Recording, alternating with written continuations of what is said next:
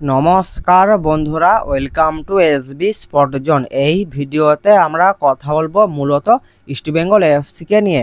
ইস্টবেঙ্গল এফসিকে নিয়ে একটা বেশ বড় আপডেট জানতে পাওয়া যাচ্ছে। এই আপডেটটা আজকের এই ভিডিওতে তোমাদেরকে জানাবো। ইস্টবেঙ্গল এফসি ছাড়াও আরও কয়েকটা আপডেট জানতে পাওয়া যাচ্ছে। এই আপডেটগুলো আজকের এই ভিডিওতে তোমাদেরকে জানিয়ে দেবো। তো চলো বেশি দেরি না করে ভিডিওটা শুরু করা যাক। প্রথমেই আমরা কথা বলবো ইস্টবেঙ্গল এফসিকে নিয়ে।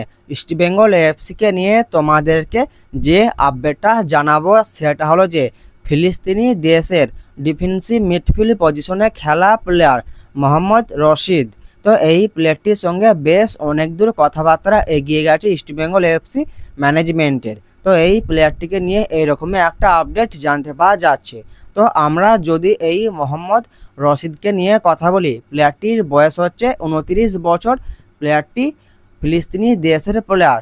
প্লেয়ারটি ডিফেন্সিভ মিডফিল্ড এবং সেন্ট্রাল মিডফিল্ড এই দুই পজিশনে তিনি খেলতে পারেন।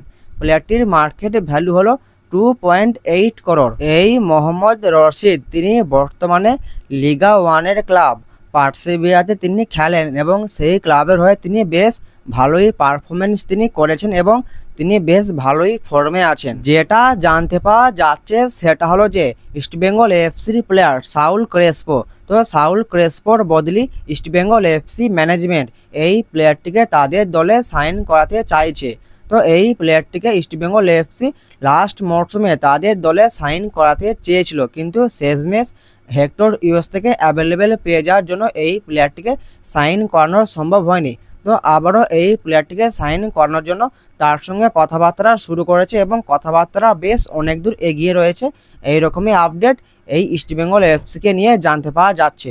ইস্টবেঙ্গল এফসির এই আপডেটটা নিয়ে পরবর্তীকালে যদি কোনো রকম কোনো আপডেট জানতে পাওয়া যায় আমি তোমাদেরকে অবশ্যই জানিয়ে দেব।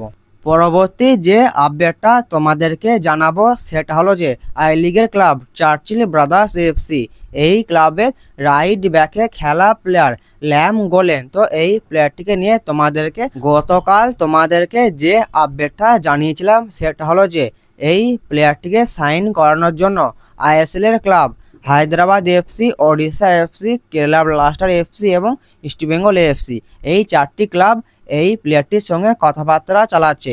এই আপডেটটা তোমাদেরকে জানিয়েছিলাম গতকাল, কিন্তু এখন যে আপডেটটা জানতে পাওয়া যাচ্ছে সেটা হলো যে এই প্লেয়ারটিকে সাইন করিয়ে নিয়েছে হায়দ্রাবাদ এফসি, ডিল ডান হয়ে গেছে।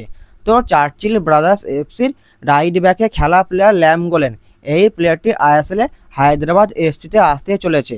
তো হায়দ্রাবাদ এফসিকে নিয়ে তোমাদেরকে এই আপডেটটাই জানানো ছিল। এই আপডেটটা তোমাদেরকে জানিয়ে দিলাম। আজকের এই ভিডিওতে তোমাদেরকে এই আপডেটগুলোই জানানোর ছিল। এই আপডেটগুলো তোমাদেরকে জানিয়ে দিলাম। ভিডিওটা যদি ভালো লাগে ভিডিওটা অবশ্যই একটা লাইক করে দিও। যারা আমাদের চ্যানেলে প্রথমবার আসবে চ্যানেলটা অবশ্যই সাবস্ক্রাইব করে দিও। তো দেখা হচ্ছে নতুন কোনো একটা ভিডিওতে।